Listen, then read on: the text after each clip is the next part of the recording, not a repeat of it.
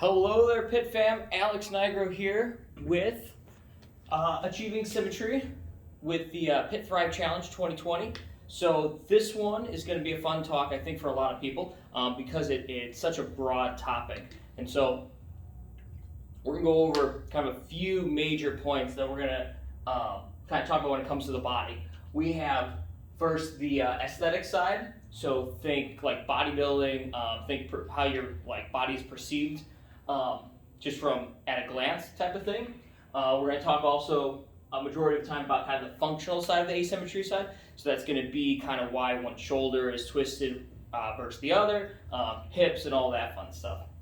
So when it comes to this idea of symmetry, we have to understand the body is not perfect, right? Nobody's perfect. Nobody's going to be like left side versus right side. I think the Leonardo da Vinci kind of symmetrical man, we're not all perfect, and we're not all balanced inside. All right, that comes from our daily habits of, that's going to come from our daily habits of how we sit, how we walk, how we train, and how we sleep. All those things are going to play a huge role on how our body likes to sit, okay, or likes to kind of be. When we talk about the aesthetic side stuff, think bodybuilding, right? So think kind of the V-shaped taper is like the aesthetic side. I've competed in bodybuilding before in the natural side, so we're thinking like the broad shoulders into the thin waist for kind of the guys. Ladies, something similar, again, more so on kind of the hips and all that. And then the shoulders too, right? So versus the aesthetic side, we're gonna think kind of weak side or proportions. So if I'm left-handed, right, and I'm newer to training, majority of the time my left arm might even be bigger than my right arm, just from domination of like that side doing everything. And maybe when I train too, like I tend to lean to one side more, or I eke out a little bit more weight or reps on the one side. So to help balance just from a like muscular side of things, especially with a newer client, I'll kind of work to make sure that if we're doing like a bent over row, we start on our weak side first. So if I'm lefty, I'm going to make sure that my right arm is the first for one arm row first. So in that way, if I undershot it and I was aiming for 8 reps and I only get 6 on the right, then that way I don't flip to the left and crank out 8. Does that make sense? So if you're first worried about like being balanced in that sense, start with your weaker side first, whether it be the dumbbell shoulder press, whether it be balancing on one leg. Always do your weaker side first to kind of like set the standard, because we don't want to extrapolate that asymmetry more. So while this is called symmetry, we're going to talk more so about the asymmetry, the like one side versus the other side kind of thing. Okay. Also, when it comes to proportions, we're going to think sort of what you like to train. So if you just love training legs, then you're going to have these big old like either muscular legs or thicker legs versus your upper body. So we want a proportion when it comes to that. Same kind of goes from like our athletes. They love doing all the upper body stuff, but they never, enjoy training legs as much. So we want to make sure there's symmetry between there. That kind of goes into sort of our splits versus upper, lower, and push-pull. We want to make sure there's an equal balance throughout the program when it comes to that.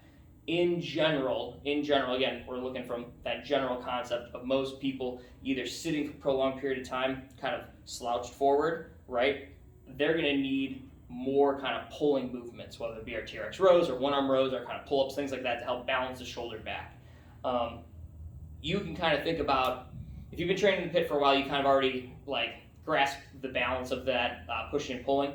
But if you take kind of the average lifter in the gym and you ask them kind of what their chest workout might be, and they list off, dumbbell bench, flat bench, incline bench, flies, push-ups, and 3 other exercises for their chest thing, you kind of have to wonder then, if they did all that pushing movement for the chest, what is the equivalent on the rear side, right? Do they do the equal amount of rowing and flying motions in the back of the muscles to help balance that out? Now that is a very, very basic way to look at it, but you kind of have to have that in the forefront of your thought process, right? Especially considering if we're sitting most of the time, we're already in this forward posture position with our shoulders.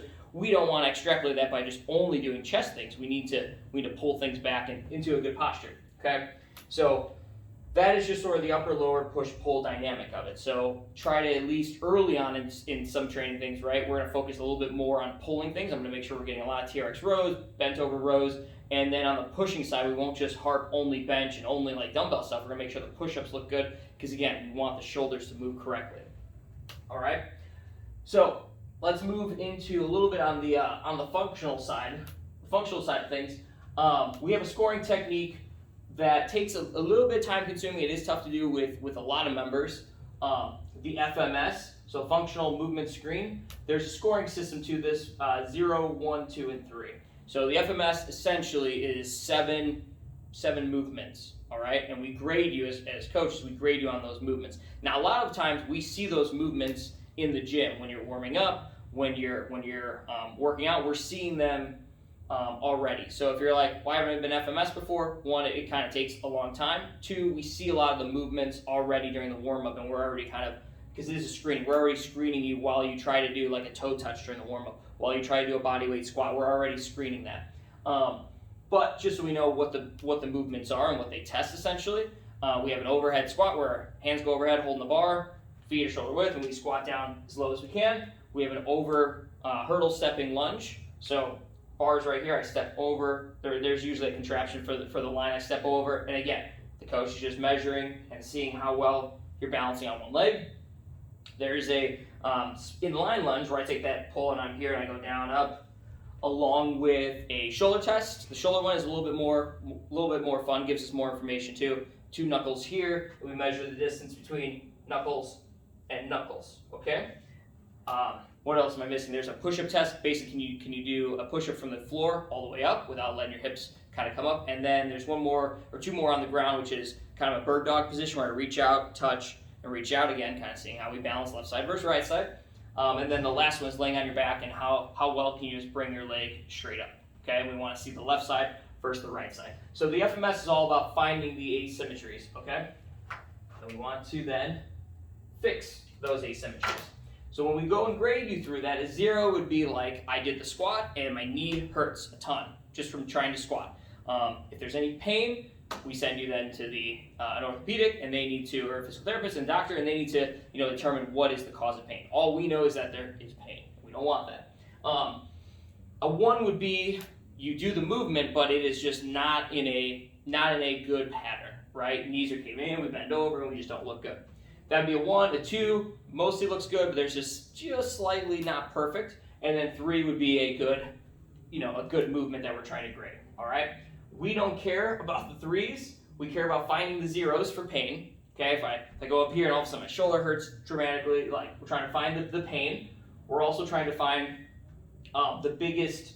We're trying to find all the 1s, right? So if I score you and you just can't get your knuckles even close together. All right, we measure that distance. If that falls into the 1 range, we want to identify that. We also want to identify the asymmetries. If the shoulder one, for example, my knuckles just touch, if they were able to touch, if I had better mobility, my knuckles just touched, great on that side, but if I go here and I can't touch, there's an asymmetry. So we'd rather have those fall closer together than have one side be great and the other side be off.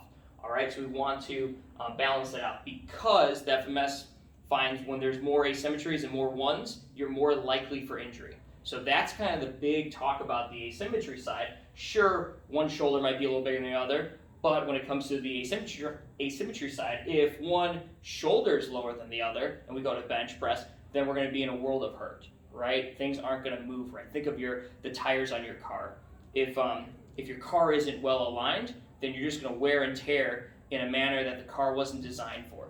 Same goes with your body. If we're just going to be like out of whack and we try to drive our car, if we try to move our body in a way that it's not like meant to, then that's going to add wear and tear. Okay.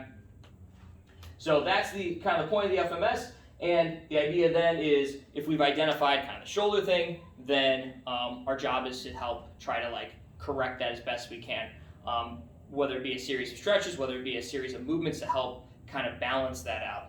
Especially before we do big movements. Again, thinking bench press. If my shoulders are really out of whack, and then I'm going to try and bench press looking like this, all right, that's a recipe for disaster, so we want to help fix that, at least in the short term, to work out for. There is a term in sort of the physical therapy chiropractic world called joint centration. Basically, there's your textbook quote of it: the position of the greatest interosseous contact between the bones to allow for optimal load and transfer of muscle for muscle pull. Essentially, what that's saying is joint centration. If we're taking the shoulder girdle here, we want the bone, right? We want the shoulder to sit in the middle, joint center. We want to be in the center. Now, if we take that shoulder, for example, and I've sat for a long time, or I sleep funny for one day, the shoulder has now rolled forward, and now we're out of that centration. Okay, that can also happen just from muscle tightness. So if I did a bunch of bench press when I was younger and I never did pull-ups, I never did anything else because I only cared about chest and arms, well then this muscle is pulling my shoulder forward, getting out of centration. And what we want to do is we want to correct that. So a simple like recipe for that, if we came across it, would be to stretch and then the stretch and correct, right? So I would pair the two exercises up with like a wall stretch to stretch our pecs, because we want this part to release and let go, but we can't just stretch something without gaining something on the other side or gaining something to the antagonist. So in this, if I've stretched my pec out, then I need to gain that strength on the other side. So if I did a wall stretch, for example, stretch and pec, then I paired that immediately then with TRX rows. Now I'm working on sort of the rear aspect of the shoulder to help center it, okay? I'm just gonna go around and make sure that you can see the board well and that my video is still working. Yes, great, okay. So that's joint centration. It plays a huge role in a lot of the ball and socket joints. It's technically prevalent in all joints, but the big ones to picture are kind of your shoulder, picture kind of your hip, how that sits, ankle, knees a little bit, but again, it's going to be mostly in the joints that have the most amount of movement, okay? And we want to find centration, okay? As we roll sort of into the hip side of things, there is a giant concept called the left AIC pattern. That would be something that you can almost grade on yourself if you kind of stand as natural as you can. We tend to, like I said, I think in the recovery thing, we tend to shift to the right just because, like I said, if we cut you open, you're not balanced in the inside. You have a big old liver on one side, tinier kidneys on both.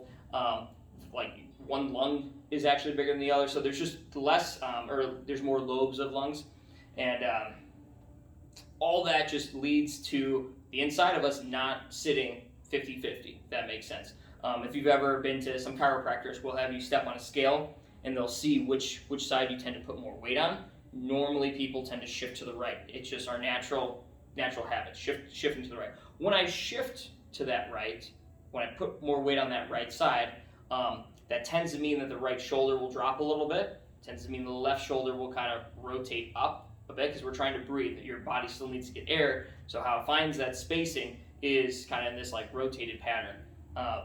On the left hip, we'll see that left hip kind of shift forward a little bit, and now we're really nowhere near centration, right?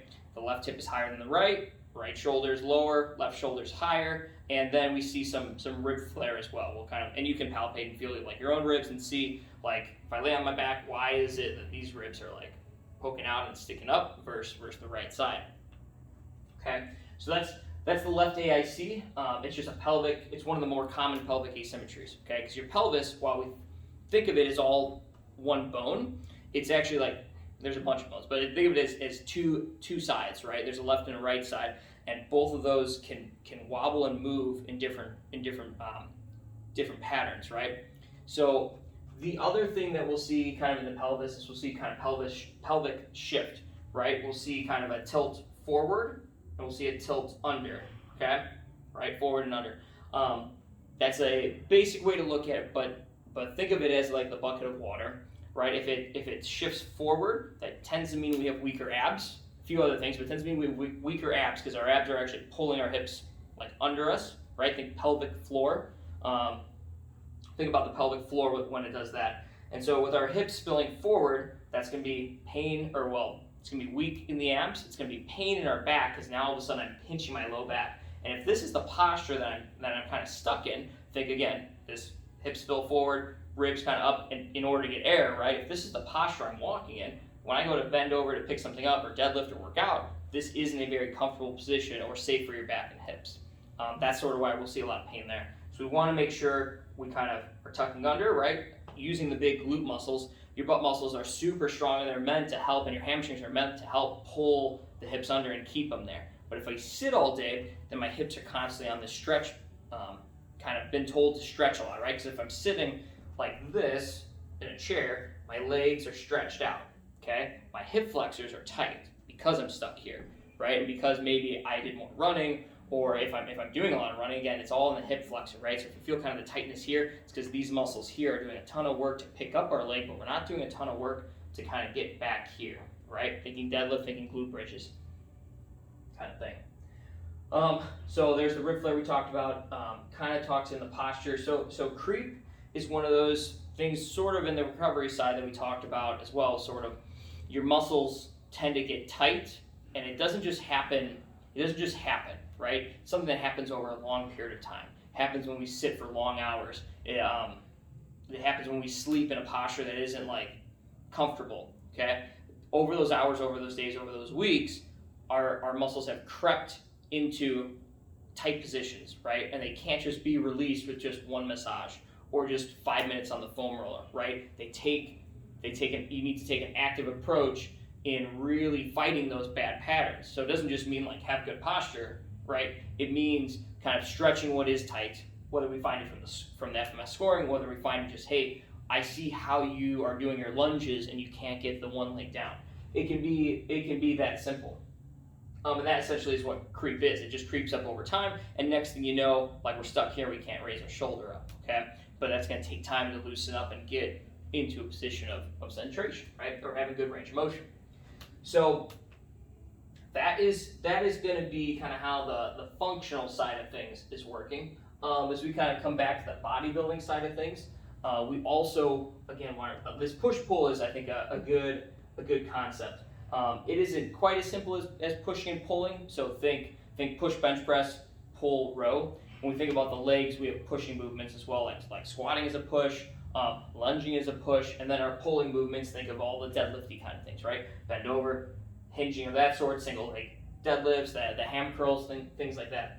So we want to make sure we're getting a good posterior chain, because those are muscles that tend to be weaker, tend to be more on stretch, and then tend not to be activated very well. That is why a lot of our warm-ups tend to be stretch to the front of the hips, right? Because if these are tight, they're pulling my hips forward, and then stretching there. But if we can't stretch something without turning something else on, then we flip around and we're hitting our glute bridges or our mini band, stuff like that. That is going to be meant to, again, turn on or activate the muscles around there in order to kind of bring our pelvis underneath and, again, find the centration, find center, okay? When it also comes to the push and pull, we also have like side-to-side movements as well, right? We can't just be forward and backward. We can't just do forward lunges. We have to get the lateral lunges in there. We have to get things that are more three-dimensional. That would be kind of the rotation of throwing, med balls, and things like that.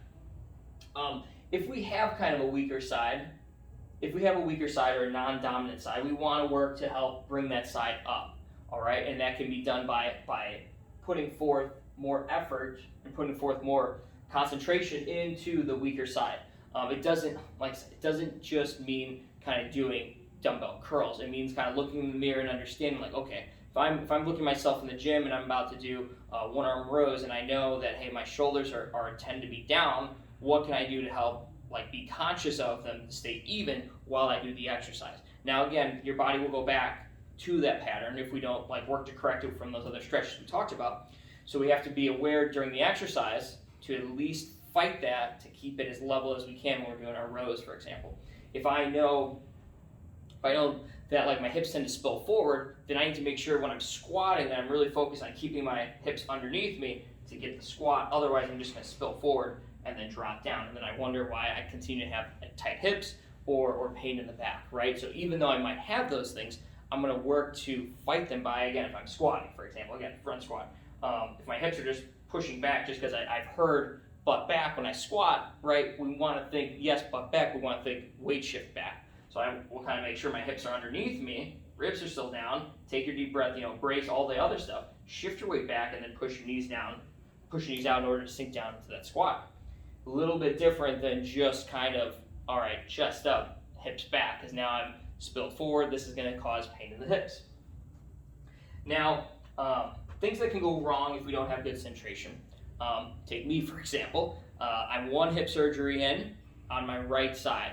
Kind of funny that it would be on the right side, right? We talked about if we tend to stand on the right side more, we're shifted to that right more often than not. And because we're shifted, that means the joint isn't nice and centered. The hip's kind of forward on it, right? Or the pelvis or the femur is rotated inward. So if that's happening on this side, that just means when I go to lift my leg up, I kind of hitting bone on bone a lot sooner than if I was centered. There'd be more range of motion. So if we're out of whack here, I physically can't bring my leg up as high because I'm running into more bone. Over time, you can, what happened to me, you tear your labrum in the front of the hip, and that causes some pain, right? It causes the cartilage to break down sooner and all that fun stuff. So what they had to do is they physically had to go in and shape down a lot of the extra bone growth and repair that labrum. And they did a few other things to kind of make the bone sit right. Part of that could be because I wasn't, symmetrical in getting my hips orientated correctly to have good range of motion. Instead, I just sort of grinded through. I drove my car with a misaligned, misalignment and wore down the tires in an improper way. Okay. So that means I have to now be even more conscious to not fall back in that pattern, because the bone that grew, the extra bone growth can reoccur simply because bone on bone causes that to happen. So I need to be extra cautious of keeping the hips as level, as centered as possible, and activating what needs to be activated to not allow this to occur, not allow the creep to occur, right? So those are things that we can help identify from doing FMS stuff. So again, you can ask your coach about going over the FMS. Normally though, we're seeing a lot of the FMS movements in a lot of the warm-up stuff, right? We're seeing you land your back, straight leg kicks, we'll say 10 each side, and we're watching to see the person that can't, bring the leg up if the knee stays bent. If we're against the wall doing the shoulder slides, we're looking to see why our shoulders kind of hump forward, right, as we try to slide along the wall. Things like that. If we can't balance on one leg when we're doing single leg deadlift, again, these are all like in the gym things that we're able to see without having to go through the full test, but yet we're able to still catch them for you, right? But feel free to go over the full FMS scoring. There are 7 movements. It takes a little bit of time for the coach, but if you talk to them, just like doing your in-bodies, we're able to schedule that for you, okay? So I want to make sure I didn't skim over kind of too much on that side, right? So our next thing we're going to kind of look into is sort of the bodybuilding side again, and getting those proportions correct. We want to think, let's talk about like training each muscle group. So bigger muscles can get trained somewhat more frequently, but they're going to have more soreness. So my legs, while they have a lot of endurance, because I stand on them because we walk throughout the day, if I do a hard squat workout with a bunch of the lunges and sled push and things like that, then they're going to be sore for a longer period of time. Smaller muscle groups, kind of think of the biceps and triceps, they can be trained fairly hard, right, from curling and doing the band push downs, things like that, but they're able to be retrained a little bit more often. So if arms are a weak point for you, you can train your arms more often. Where am I talking about? Weak side proportions. You can train your arms more often because your arms, your biceps and triceps can handle more load, right? We also need to think about like your biceps and triceps are getting activated in other movements. Like just because you don't feel your tricep a ton when you're doing the bench press, they're still working, okay? So keep those ideas in mind. And also think about what your weak links are and how often you're actually training them. If I want kind of better calves or better shape in my shoulders, whatever that is, if I'm not actively trying to give them, their specific dose of exercise, then I can't expect them just to get better, or I can't just blame genetics on something like that. Those things kind of take, you have to take a little responsibility in trying to find ways on how to make those aspects that you're working on better. So that's going to be kind of our big thing when it comes to the training side and to the kind of how you like the aesthetics side of things. Okay, in general, to give that perception, right? And at least in the bodybuilding world, there's ways. Again, we work on the shoulders. We're thinking broad shoulders for the guys. We're thinking the tinier waist. So again, kind of working on abs and cardio stuff and fat loss in order to again bring the bring our kind of waistline down, giving the perception, right, of bodybuilding and aesthetics. And when it comes to the functional side, I want us to keep in mind and think about how we stand, how we sit, and what side we tend to be more dominant on. Because if we're more dominant on one side, that's going to wear the car down, wear the tires down in a misaligned way. Okay? So keep all that stuff in mind. Make sure we find joint centration. Make sure we're working on posture. Make sure we're working on breathing, and making sure we're trying to find sort of center with our hips, center with our shoulders, especially before we train. Okay? So we don't want to be uneven when we're trying to train. So find balance when we're training. Work on the stretching as part of your regeneration recovery stuff that we talked last segment about, and talk to your coach about kind of where you sit and score in the FMS, functional movement screen. Okay? All right. Questions, comments in the comment section, and we'll talk and see you guys next time.